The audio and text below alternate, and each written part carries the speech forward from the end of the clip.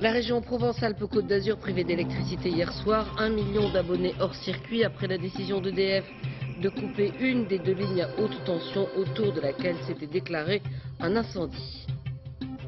Jean-Pierre Raffarin hospitalisé, le Premier ministre a subi cet après-midi une opération de la vésicule biliaire. Il devrait se reposer encore quelques jours à l'hôpital du Val-de-Grâce.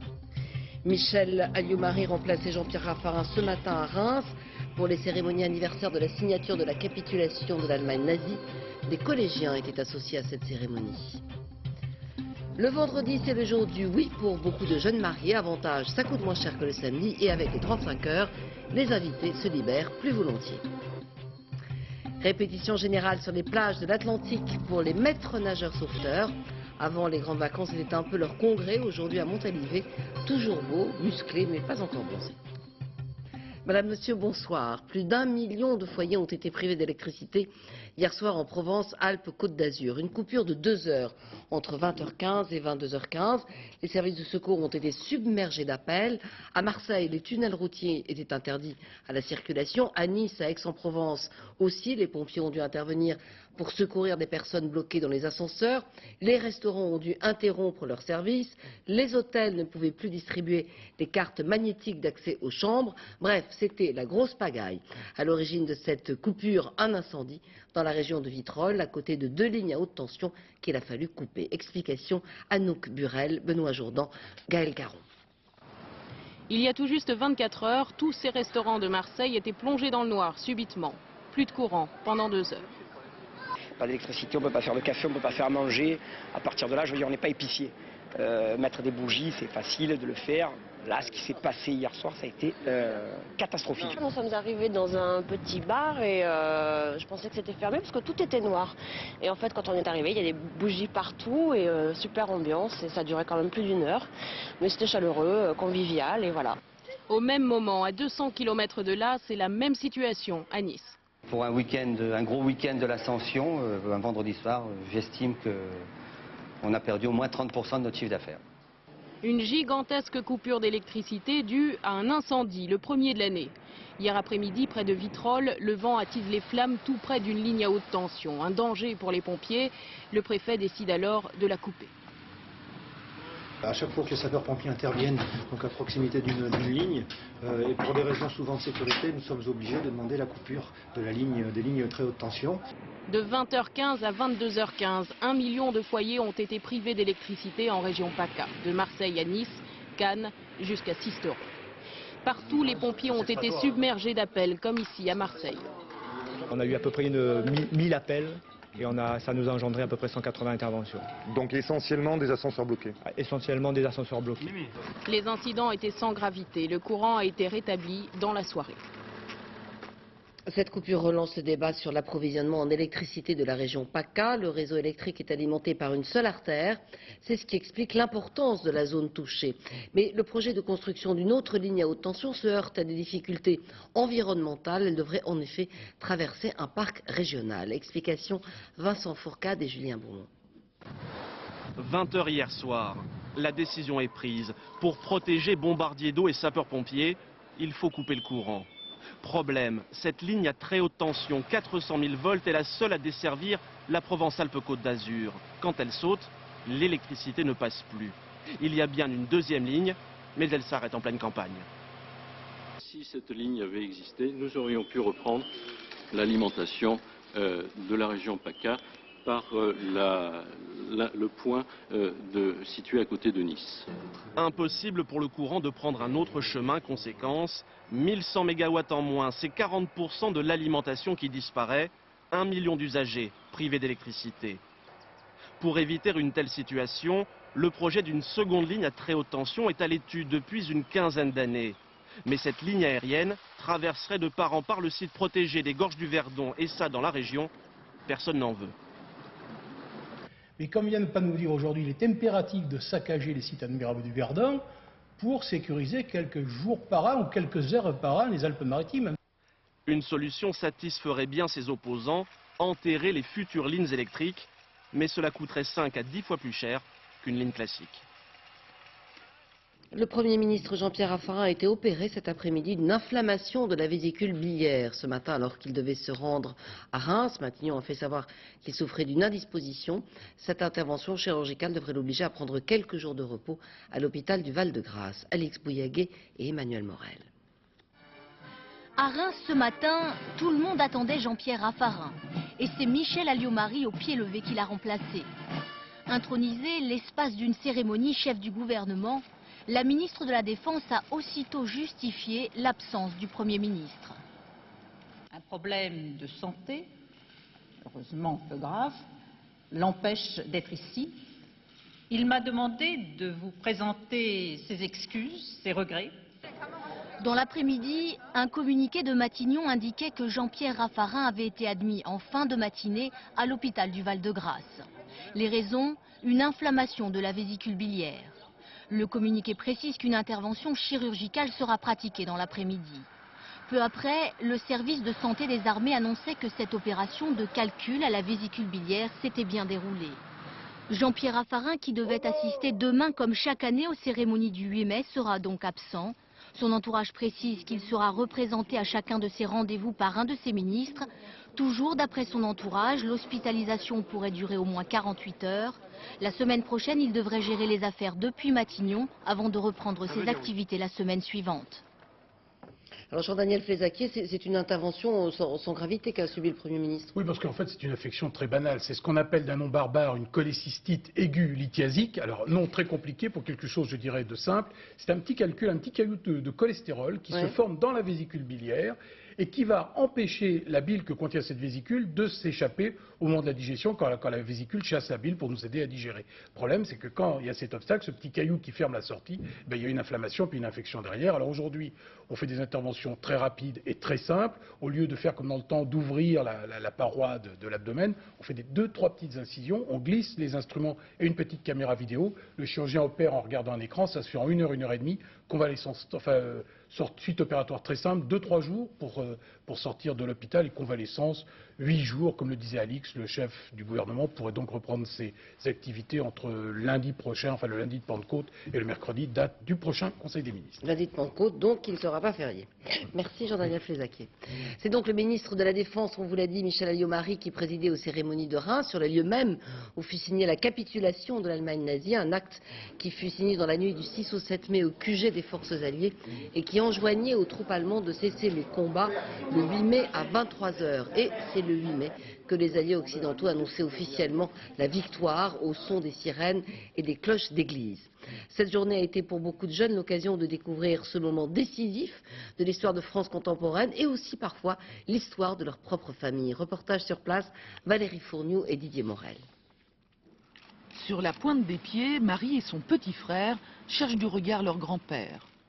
Gilbert Laplace, en vertu des pouvoirs qui nous sont conférés, nous vous faisons commandeur de la Légion d'honneur. Gilbert Laplace avait moins de 20 ans lorsqu'il a combattu à la Libération, c'est leur héros. Est-ce que tu es fier de ton grand-père? Oui. Pourquoi? Parce qu'il est beau maintenant. Il est beau avec sa médaille maintenant, c'est ça?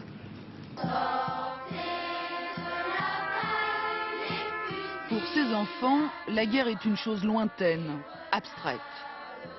Tu sais ce qu'on fête là, aujourd'hui? Non. Non? Et toi, tu sais? Non. C'est celle de 4 ans qui répond. La fin de la guerre. C'est la fin de la guerre? Bah c'est bien, on a été libérés des Allemands. Les Américains, ils sont venus nous libérer. C'est pas bien, fin de la guerre. La fin de la guerre s'est jouée à Reims le 7 mai 1945 et certains s'en souviennent. Ici, il y a des grands-pères et des grands-mères qui ont des histoires à raconter à leurs petits-enfants pour la mémoire. J'ai servi le général Isanover à la guerre 40, au mess des officiers. Voilà le général Isanover. Alors quand il est venu signer la reddition, il est venu manger au mess des officiers. Reims va fêter la reddition sans condition de l'Allemagne jusqu'à demain soir.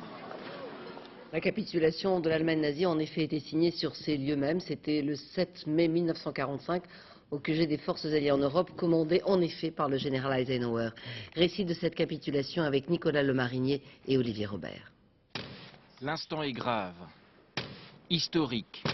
7 mai, 2h41 du matin, le chef d'état-major de l'armée allemande signe l'acte de capitulation. Parmi les photographes, il y a Albert Meserlin.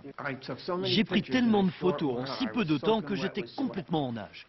Albert Meserlin, 20 ans en 1945, est photographe officiel du général Eisenhower.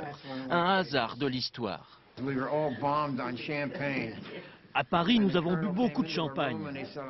Un colonel est venu, il cherchait un photographe pour suivre Eisenhower. J'avais l'air plus sobre que les autres, alors j'ai eu le job. La libération, c'est la joie du peuple, mais aussi la découverte des horreurs du nazisme. Eisenhower, qui visite les camps de concentration, est définitivement convaincu qu'il faut être intraitable avec l'Allemagne vaincue. Le 7 mai à Reims, c'est donc une capitulation totale et sans condition. Autour de la table, les Alliés, les Soviétiques et le chef d'état-major de la Wehrmacht, le général Jodl. Albert Meserlin s'en souvient encore. Je me souviens que le général Jodl s'est levé. Il avait les larmes aux yeux. Il a demandé si le peuple allemand serait traité comme il l'espérait. Il n'a pas eu de réponse. La fin des combats est fixée au 8 mai, 23h01. Cette date est choisie aussi pour annoncer officiellement la victoire. Le 8 mai entre dans l'histoire. Mais tout n'est pas réglé. Staline est furieux que l'acte de capitulation ait été signé en zone anglo-saxonne. Il exige une signature à Berlin, en zone soviétique. Le 9 mai devient jour de victoire officielle en URSS. Aujourd'hui à Reims, la partie du musée où fut signée la capitulation est devenue un musée. Les nombreuses photos d'Albert Meserlin y tiennent une large place. Il est l'un des tout derniers témoins à avoir assisté à ce tournant du XXe siècle. Pour les jeunes Allemands, l'histoire de la Seconde Guerre mondiale est appréhendée avec toujours un sentiment d'incompréhension et de culpabilité. Jérôme Bonny est allé rencontrer quelques élèves pour leur demander comment ils comprenaient cette période de leur histoire. Regardez. Dans les lycées de Berlin, les cours d'histoire sur la Deuxième Guerre mondiale n'ont rien d'abstrait. Ils recoupent l'histoire de chaque famille. Quand les grands-parents de ces enfants vécurent le cauchemar de la chute de Berlin, la fuite devant cette armée soviétique qui terrorisait les populations. Cet élève rapporte les récits de son grand-père, dont la sœur fut violée et tuée par les Russes. Tous ont beaucoup à dire dans ces cours d'histoire plus interactifs en Allemagne qu'en France. Ce sont les enfants ou les élèves qui doivent trouver les motifs d'un phénomène historique, le développement, le déroulement, puis les conséquences. C'est eux qui trouvent les réponses à des questions qu'on pose au début du cours. Question, par exemple, le 8 mai 1945. Est-ce une défaite ou une libération pour le peuple allemand? Beaucoup ne voulaient pas être libérés du national-socialisme. Particulièrement ceux qui avaient notre âge, qui avaient été élevés dans ce système et ne connaissaient rien d'autre. À quelques kilomètres des écoles, les vestiges des camps de la mort où les professeurs ont obligation d'emmener leurs élèves pour leur montrer cette réalité qui reste un trou noir dans la conscience des Allemands. Adolf Hitler reste un sujet tabou. Les Allemands n'aiment pas y être confrontés. Cette installation devant la porte de Brandebourg rappelle aux jeunes générations que même si la culpabilité de leurs grands-parents n'est pas la leur, les nouvelles pierres ne peuvent effacer ce désastre vieux de 60 ans seulement. Et avant les grandes célébrations qui auront lieu lundi à Moscou en présence de Vladimir Poutine, le président américain George Bush a fait escale aujourd'hui à Riga pour manifester son soutien aux pays baltes. Pour ces trois pays, Lituanie, Lettonie, Estonie, le 9 mai n'est pas la fin de la guerre mais le début de l'occupation soviétique. La visite de George Bush prend donc un relief tout particulier. Gilles Rabin. Quand la façon dont les Russes ont écrit l'histoire de la victoire sur le nazisme devient un sujet de polémique internationale, chaque mot, mais aussi chaque geste compte. George Bush et la présidente de Lettonie le savent bien, et aujourd'hui à Riga, en quelques mots et quelques gestes, ils ont réussi à gâcher la grande fête patriotique organisée lundi prochain à Moscou par Vladimir Poutine. Pour les Baltes, le 9 mai est un jour de deuil, il marque le début d'un demi-siècle d'occupation soviétique. Le jour de la victoire marque la fin du fascisme, mais pas la fin de l'oppression. Et pour bien marquer qu'il n'y a pas l'ombre d'un désaccord entre les 3 pays baltes et les États-Unis, les présidents lituaniens et estoniens qui boycotteront lundi les cérémonies de Moscou ont fait le voyage de Riga. Vladimir Poutine a répondu dans l'heure qui suivait mot pour mot, geste pour geste. Il est allé déposer le traditionnel œillet rouge au monument de la victoire à Moscou et il a répondu du tac au tac au président américain. Notre peuple n'a pas seulement libéré sa patrie, il a aussi libéré 11 autres pays d'Europe. Moscou, ville héroïque, dit à juste titre le panneau publicitaire réquisitionné pour l'occasion. Moscou pavoisé et illuminé en grand, qui voit la polémique enfler et ternir les célébrations de ce que les Russes appellent la Grande Guerre patriotique, qui avait fait là-bas 27 millions de morts. Le 8 mai 1945, ce sont aussi les premières émeutes en Algérie qui réclament l'indépendance. Et le massacre de plusieurs milliers d'Algériens commença dans le Constantinois, à Sétif. 15 000 personnes s'étaient rassemblées pour célébrer la victoire avec, aux côtés du drapeau français, le drapeau algérien et des banderoles. Les autorités françaises demandèrent de retirer ces signes d'indépendance. C'est le début d'une bousculade qui vire à l'émeute. Au total, 20 000 morts algériens. Sétif, c'est sans doute le massacre qui débouchera 10 ans plus tard sur la guerre d'Algérie. Bernard Lebrun, Bruno Vignier. Voici quelques très rares images d'archives de la répression des manifestations dans le Constantinois, diffusées aujourd'hui par la télévision algérienne. 8 mai 1945, Messali Hadj, leader nationaliste, est emprisonné. Toute la région brandit le drapeau au croissant et à l'étoile. Les émeutes font une centaine de victimes parmi les Français, mais la répression sera d'une brutalité extrême, 15 à 20 000 morts algériens. Aux actualités cinématographiques, pas un mot des émeutes de Sétif. À cette époque, en France, on est très colonial. On dit encore que la France est un pays de 100 millions d'habitants avec son empire. Seul geste de la métropole après-guerre, Paris renvoie en Algérie avec les honneurs les corps de ses soldats d'outre-mer. Les pionniers de l'indépendance algérienne, Messali Hadj, tout comme Ferhat Abbas, député de Sétif, ont compris. Les Algériens, malgré leur contribution à la victoire, ne seront jamais français.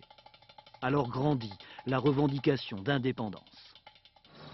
Aujourd'hui à Alger, à la une de la presse, Michel Barnier, le ministre des Affaires étrangères, parle d'une tragédie inexcusable. Et c'est la première fois qu'un membre du gouvernement français s'exprime ainsi à propos de Sétif. 2 nations, un demi-siècle plus tard, essaient de tourner cette page pour essayer d'affronter les défis de l'avenir, du futur. Une reconnaissance qui est le prix de la réconciliation. Paris et Alger ont pour projet dans quelques mois de signer un traité d'amitié. Le général Michel Aoun, ex-premier ministre chrétien libanais qui avait livré les dernières batailles de la guerre du Liban, est rentré dans son pays après 15 ans d'exil en France. Dès son arrivée à Beyrouth, il s'est adressé aux Libanais. Reportage Samassoula et Franck Brisset. Beyrouth, quand le général Michel Aoun l'a quitté, la ville était en ruine. Parti par la petite porte, le jadis surnommé général Bunker est aujourd'hui rentré d'exil en libérateur, 2 semaines après le départ des Syriens qui l'ont chassé. Au pied de l'avion, ses anciens compagnons d'armes et sa famille l'accueillent dans une immense cohue médiatique et sécuritaire. Quelques minutes auparavant, à bord, l'ancien chef de l'armée libanaise nous confiait ses attentes. J'espère une rencontre pleine de joie avec le peuple libanais. Parce que demain, ce sera un autre jour. Aujourd'hui, c'est pour la joie, pour fêter la libération. Demain, c'est pour assumer des responsabilités. Place des Martyrs, la foule frappante par sa jeunesse attend son général. Ses partisans se pressent pour entendre ses premiers mots.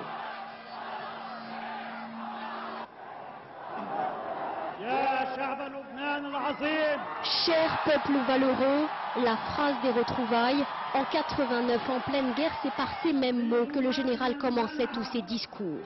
Aujourd'hui, derrière une vitre par balle, ce chrétien maronite de 70 ans a appelé à la réconciliation, main tendue à tous les chefs de milice qu'il a jadis férocement combattus. Ça me fait très très plaisir car c'est l'indépendance aujourd'hui. Merci. C'est le retour de la liberté au Liban. C'est quelque chose de magnifique qu'on n'a pas eu depuis 30 ans.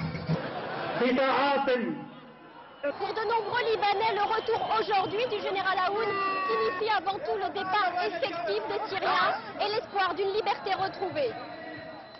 Nouvel attentat en Irak, 17 personnes, 13 Irakiens et 4 Américains ont été tués.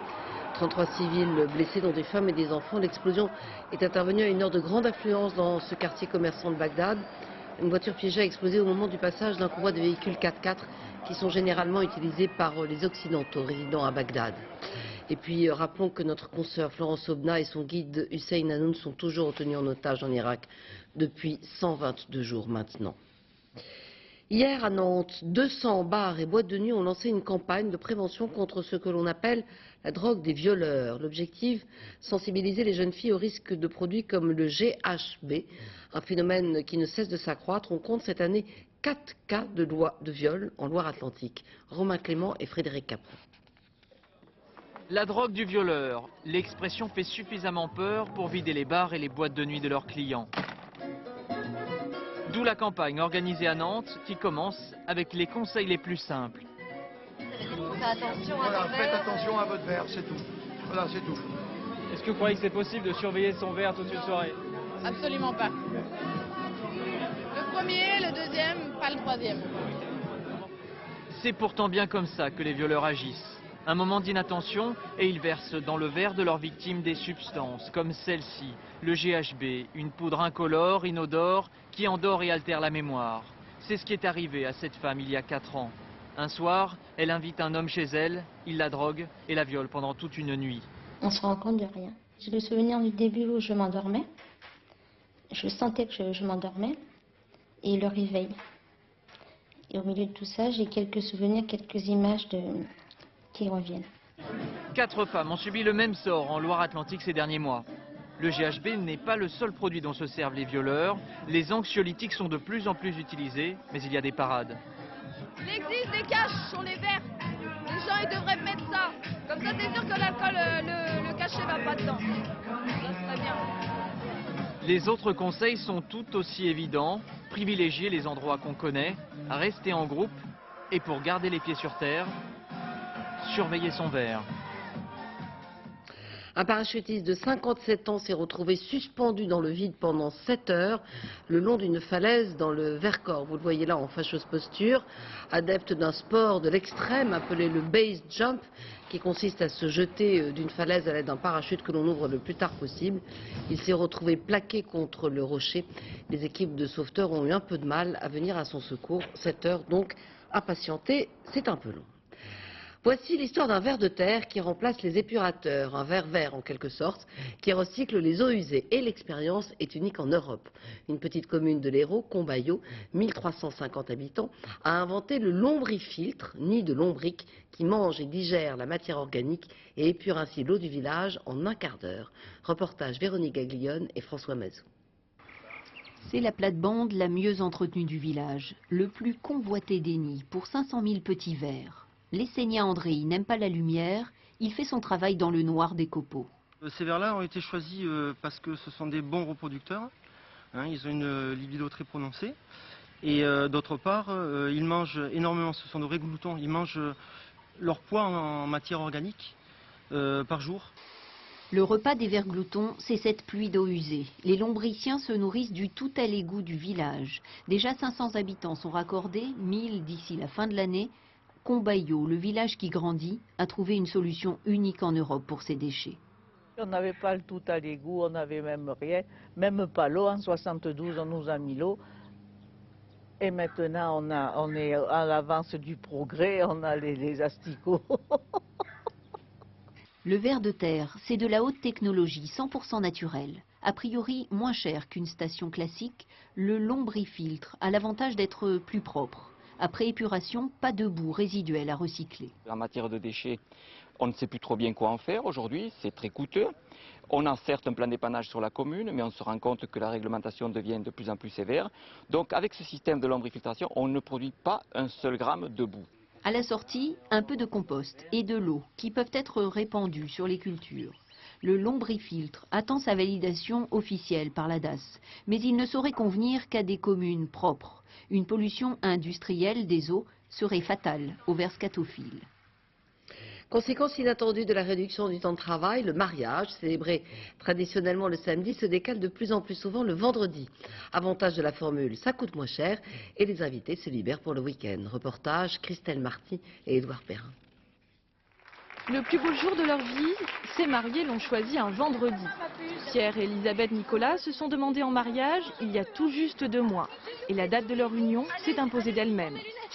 On s'est organisé très rapidement en fait en 2 mois, donc le vendredi il restait des places en fait ce jour-là et voilà quoi. On s'est décidé très vite, donc bien qu'on ait 2 enfants en fait ça s'est décidé très rapidement, donc voilà. Quant aux invités, tous ont pu se libérer pour la fête, même si c'est un vendredi. Maintenant, on a un systématisme des RTT et on est beaucoup plus à même à prendre notre jour, en fait un jour par-ci, un jour par-là. C'est plus naturel maintenant. Oui. Donc on peut venir à un mariage un vendredi? Ah oui, complètement. Alors là, sans problème. Bonjour, Madame Ramcourt, Société Unique. Phénomène de société, nouvelle tendance, le mariage du vendredi à la Côte. Il représente la moitié de l'activité de cette organisatrice de mariage. Et pour vendre ce jour-là, elle ne manque pas d'arguments. On va être le seul à la mairie, on va être le seul à l'église, et puis il ne va pas y avoir des choses qui s'enchaînent. Et c'est vrai que comme aujourd'hui les gens cherchent un petit peu d'exception, se marier en semaine, c'est quand même beaucoup plus sympa que de se marier le week-end. La partie Renaissance qui a été conçue par les... Un mariage princier 30% moins cher. C'est ce que propose ce châtelain, à condition de se marier un vendredi. Depuis quelques années, certaines salles de réception ont choisi ce créneau et elles semblent y retrouver leur compte. Si on peut se développer en semaine, c'est un intérêt certain. Oui. Pour vous, c'est 2 mariages en un week-end? Ça arrive, oui. Mais la tradition a la vie longue. Plus de 80% des couples en France choisissent de s'unir un samedi. Et à propos de formules à bas prix ou peut-être de voyages de noces, voici les premières croisières lancées par les compagnies dites low cost. Easy Cruise propose désormais des nuits bon marché à bord de petits paquebots le long de la côte méditerranéenne. À ce prix-là, les horaires sont décalés, la croisière n'a rien de luxueux, mais ça n'empêche pas de s'amuser. Nathalie Jourdan et Frédéric Cerulli. Première escale de la croisière, la chambre. Première impression. C'est très bien. Très propre, très orange. C'est petit? Oui, c'est petit, mais c'est ce à quoi on s'attendait. Matt a déboursé 380 € pour 7 nuits dans cette cabine. Un tarif plus attractif que la déco. Sur l'eau comme dans les airs, le groupe Easy applique la même formule. Prestations limitées, service payant, pour une facture très raisonnable si on réserve assez tôt, uniquement par téléphone ou sur Internet. On n'avait pas prévu de partir en vacances, on voulait économiser, mais vu les tarifs, c'est une chance unique. 7 ports de la Côte d'Azur à la Riviera italienne en 7 jours. Le bateau accoste à midi et repart au petit matin. Un peu court pour découvrir la région, mais suffisant pour s'amuser en ville. Il y a une belle plage à Cannes, alors... On va aller se balader en ville, boire quelques verres le soir. Plus qu'un bateau croisière, le navire du groupe fonctionne comme un hôtel itinérant. Ses concurrents directs sont à terre, les 2 et 3 étoiles. C'est une concurrence un peu déloyale puisque les conditions de travail du personnel sont très différentes des conditions de travail françaises, beaucoup moins chères que nos contraintes sociales à nous. Et également, ils ne payent pas de taxes de séjour alors que nos clients payent une taxe de séjour. Nous n'avons que 85 chambres. Je ne pense pas que nous allons vider les hôtels de la Côte d'Azur. Ils n'ont aucune raison de s'inquiéter. Le PDG se donne quelques mois pour séduire sa cible de jeunes fêtards. Cet hiver, une croisière dans les Caraïbes servira de test. S'il est concluant, la flotte orange pourrait bien s'agrandir. Plus glamour dans la région, Porquerolles, île paradisiaque à l'équilibre fragile, menacée par l'afflux des touristes, surtout l'été. Bien évidemment, il n'est pas question d'en interdire l'accès, en tout cas pour l'instant, mais les quelques privilégiés qui ont la chance d'habiter l'île insistent sur la nécessité de prendre bien soin de ce petit paradis. Jean-Jacques Dufour et Jean-Louis Melin. J'aimerais tant voir Syracuse. À défaut d'embarquer pour Cythère, voire Syracuse ou Kérouan, il est toujours possible d'accéder à des Édens moins lointains.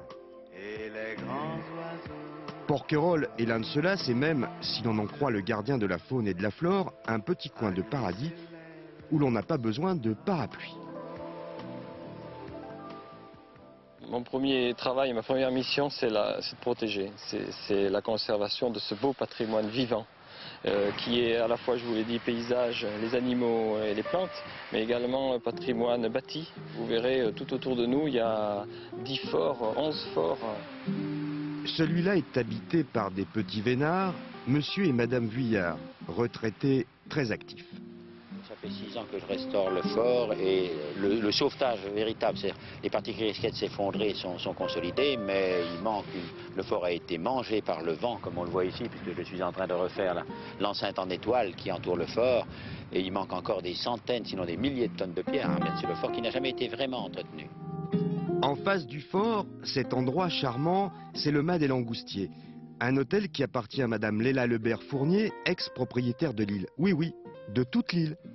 Mes parents ont acheté l'île en revenant de voyage de noces en 1911 et ils y ont vécu pendant très longtemps. Ils l'ont acheté cher? 1 million. En 72, sous l'impulsion du président Pompidou, le ministère de l'Environnement a décidé de racheter. Donc elle n'est plus à vous? Non, on en a gardé une partie quand même. Quelques hectares sur lesquels son fils exploite un vignoble. Terrain argileux schisteux, pas des terres, très belles terres à vigne, ouais. Vous faites combien de bouteilles par an? Je fais environ entre 150 et 200 000 bouteilles par an. Ah, quand même. Agréable à l'œil et au palais, ce site protégé n'a pas encore été dévasté. Alors elle est préservée malgré une fréquentation très soutenue, qu'on peut trouver parfois trop soutenue à certaines périodes de l'année. 12 euphémismes en saison, on voit défiler ici plus d'1 million de personnes. L'été, les amateurs de baignade solitaire peuvent aller se rhabiller. C'est embêtant, quoi. Alors l'été, il faut se sauver, il faut aller autre part. Et oui, les paradis aussi finissent par être encombrés, même si pour y pénétrer, il ne suffit pas de l'avoir mérité. C'est vrai que c'est pas forcément la portée de calculé tout à l'heure, une journée à 4, 130, 140 euros si vous louez des vélos, que vous prenez un sandwich, le bateau. Ça fait quand même une journée chère pour venir manger un sandwich au bord de l'eau, quoi. Je vous l'accorde, mais depuis cette histoire de pommes entre Adam et Ève, les Édennes sont devenus des clubs très fermés. Et puis, lorsqu'ils sont accessibles au plus grand nombre, ça devient l'enfer. Alors évidemment, on est un peu coincé. Répétition générale sur les plages de l'Atlantique pour les maîtres nageurs sauveteurs. Avant les grandes vacances, c'était leur entraînement. Aujourd'hui, à Montalivet, ils sont toujours beaux et musclés. Il faudra encore attendre un peu pour les trouver bronzés. Francis Mazoyer et Philippe Dumeil. L'hélicoptère de la sécurité civile est mobilisé pour une série de noyades. Il s'agit bien sûr d'un exercice. Une douzaine de maîtres nageurs sauveteurs jouent le rôle des victimes. En vol stationnaire à une trentaine de mètres de hauteur, le pilote fait descendre une nacelle. À son bord, un plongeur expérimenté. Sa mission, sécuriser les nageurs en détresse. En priorité, il va tenter de les calmer avec de petits gestes. Ces baigneurs seront bientôt hors de danger.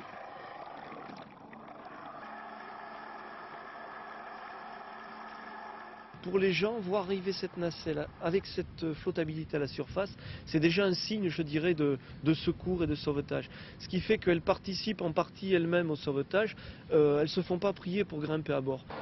Avec ce nouveau système de sauvetage, les victimes ne sont pas remontées dans l'hélicoptère. Elles sont transportées directement sur la plage. L'expérience est enrichissante pour les maîtres nageurs stagiaires. On peut bien se mettre à la place donc, de la victime et on peut donc ressentir ce qu'ils peuvent ressentir et les rassurer donc, face à ce vol. Pour les différents moyens, c'est une répétition générale. En 2004, il y a eu 6 morts par noyade sur les côtes girondines. Évidemment, les courants de baïne restent l'un des principaux dangers de l'océan. Les gens qui se baignent et qui ne font pas attention voient qu'il n'y a pas de vagues, qu'il n'y a pas trop de vagues. Ils vont dans ces cuvettes, ils se baignent jusqu'à se faire en fait embarquer par la baïne et après on est obligé d'aller chercher. À partir de 3 minutes sans oxygénation, on a des séquelles qui peuvent être au fur et à mesure irréversibles. Chaque minute perdue, c'est 5 à 10% de chances de survie en moins. À partir du mois de juin, cet hélicoptère sera basé à Lacanau avec environ 350 maîtres nageurs sauveteurs. Le dispositif de surveillance des plages sera alors en place pour tout l'été. À 60 jours de la décision du comité olympique pour choisir la ville qui accueillera les JO 2012, retour sur celle qui les a accueillis il y a 13 ans, Barcelone. Les Jeux olympiques ont complètement transformé le visage de cette ville, essor touristique, transformation architecturale. 13 ans après, Barcelone profite encore de l'héritage des Jeux. Julien Benedetto et Guillaume Viard. Un balcon ensoleillé avec vue imprenable sur la mer. Voici l'héritage des JO de Barcelone. Dolores Manrubia y a emménagé à la fin de l'été olympique. C'est ici qu'ont séjourné les athlètes de la délégation espagnole pendant les Jeux. 13 ans plus tard, les 2000 appartements du village olympique forment un quartier résidentiel très couru. Ça a totalement changé ici. Personne n'habitait là avant les Jeux. C'était une zone abandonnée. Aujourd'hui, c'est un quartier très prisé. 1992, Barcelone s'offre un lifting à grande échelle. 360 chantiers qui métamorphosent la cité décrépite du régime franquiste. Les Jeux Olympiques, une occasion en or pour construire la nouvelle Barcelone. Ainsi, sur les 8 milliards d'euros investis, 10% seulement furent consacrés aux sites sportifs. Barcelone était une ville compacte et dense, une ville grise et enfumée. C'est devenu un endroit lumineux, sans pollution atmosphérique. Grâce aux Jeux, Barcelone ne tourne plus le dos à la Méditerranée. Symbole d'une reconversion réussie, le port olympique a fait oublier les docks malfamés. Paradis des sports de voile le jour, lieu branché la nuit avec ses restaurants et ses bars où les jeunes Barcelonais aiment se donner rendez-vous. Avant les JO, personne ne venait ici. À partir de 92, cet endroit est devenu à la mode. Tout le monde en parle et il y a de plus en plus de monde qui vient. 25 juillet 1992, la flamme embrase le stade olympique plein à craquer. Image beaucoup trop rare aujourd'hui au goût de la municipalité qui peine à rentabiliser l'enceinte malgré les visites quotidiennes des touristes. Et ce n'est pas le club de football résident, l'Espagnol de Barcelone, qui l'aide à remplir les gradins. Qu'importe, 13 ans après, les vainqueurs des JO de Barcelone se comptent par centaines de milliers sur les Ramblas. Car au fond, ce sont eux, les habitants de Barcelone, les grands bénéficiaires de ces Jeux. Football, 35e journée du championnat de France de Ligue 1 et grosse surprise au stade Vélodrome où Caen a battu Marseille, vous venez de le voir, 3-2 grâce à un but de Vattier dans les toutes dernières secondes. Avec ce succès, les Normands peuvent toujours espérer se maintenir dans l'élite. Quant aux Marseillais, eh bien, ils disent maintenant quasiment adieu à la Ligue des Champions. Bien avant le phénomène Norah Jones, Tanita Tikaram a remis au goût du jour les belles productions soul et jazz des années 60. La chanteuse, âgée de 35 ans, a caracolé au sommet des ventes mondiales dès son premier album. C'était à la fin des années 80. Après 7 ans de silence, elle revient avec un nouveau disque. La voix est toujours aussi feutrée. Olivier Lenouza et Dominique Bonnet. Elle peut flâner dans un parc, à Londres ou ailleurs, sans que personne ne la dérange. Son visage n'est pas connu, son nom n'est pas familier. Et pourtant...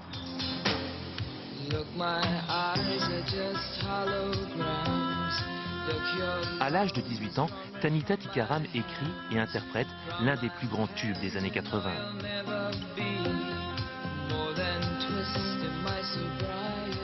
Une première chanson, coup d'essai, coup d'éclat, 4 millions d'albums vendus. Suivent 4 autres disques. Aujourd'hui, Tanita Tikaram se livre dans un album intitulé Sentimental. Je suis au fond de moi-même très sentimentale, mais je me sens souvent très seule. J'aime que les gens, quand ils écoutent attentivement mon album, ressentent ce paradoxe.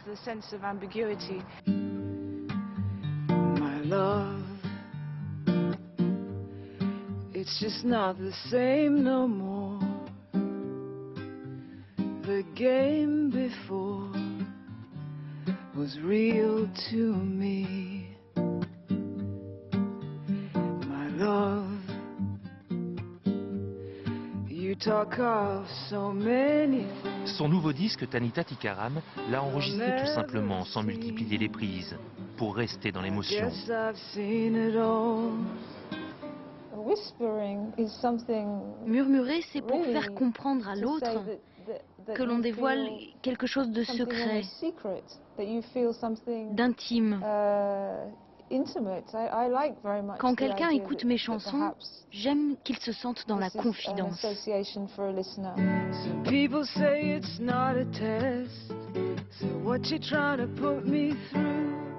Don't let the cold come through my window. Tanita Tikaram est fidèle à elle-même. Après cette année de silence, elle revient discrète, sans bruit, juste dans un murmure, celui de sa voix. Ainsi se termine ce journal, merci de l'avoir suivi. Tout de suite la météo avec Patrice Drevet, 20h55, Musical et compagnie, spéciale d'Annie Briand, présenté par Patrick Sébastien. J'aurai le plaisir de vous retrouver demain dès 13h. Excellente soirée sur France 2, bonsoir. Votre soirée sur France 2. Quand Patrick Sébastien reçoit Danny Briand et ses amis, c'est tout le musical qui swing. Bruno Gassio, Laetitia Bléger, Arnaud Klarsfeld, Lambert Wilson, Patrick de Carolis, Maillard Monchipour n'ont pas leur langue dans leur poche face à Thierry Ardisson et Laurent Baffy. Ness vous sert un cocktail des plus grands tops de la pop, à savourer sans modération. France 2. Musical et compagnie, tout le monde en parle et Top of the Pops. Et plus tard dans la nuit, le spectacle de l'illusionniste Dany